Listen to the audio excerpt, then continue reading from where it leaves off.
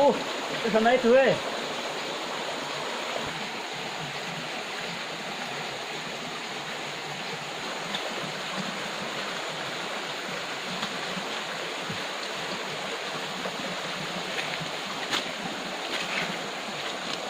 Hãy cười. Trời chúng cười. Lọt ra đây. Rồi lên trời chúng hành. Rồi chúng cười đây rồi. Thấy mình chân rồi ha.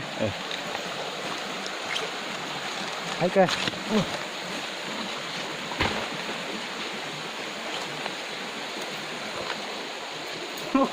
Tụi nó rồi chúng cười đi à. Giờ phải rồi ta tư nữa đây. Chúng chỉ trên rồi rồi. Thế mình chân cho có chúng rồi một cái lên đó. Chấm má đấy. Hai đó.